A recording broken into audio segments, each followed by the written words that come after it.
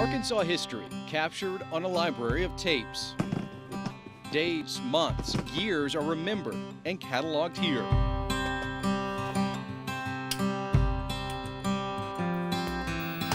Some of these tell his story. From a humble start in South Arkansas to the highest office in the state, to a run for the leader of the free world to the land of TV, Mike Huckabee has had quite the journey. So I came in somewhat unexpectedly, not only to me, but to everybody in the state. He spent more than a decade in the governor's mansion in Little Rock. He would run for president twice, the latest just 2 years ago. I think there were a lot of us who thought it was going to be the year of the governor. Turned out to be the year of the non-government business executive. While the governor did not change his address to 1600 Pennsylvania, the White House is not void of a Huckabee. I'm sorry, I'm not finished. Sarah Huckabee Sanders is press secretary to President Donald Trump.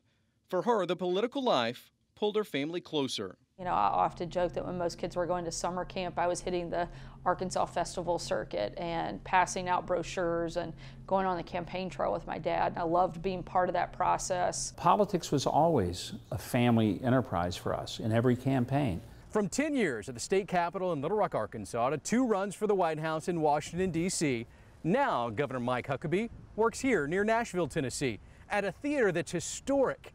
This thing once housed the one and only Conway Twitty. That's my job. It's a great Arkansas connection.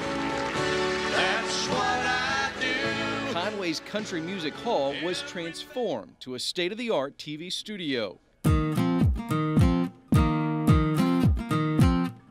Trinity Broadcasting gave Governor Huckabee the show he's always wanted. I always thought that the heartland of America, that's where the audience was for me. Not New York City. It's not a political show.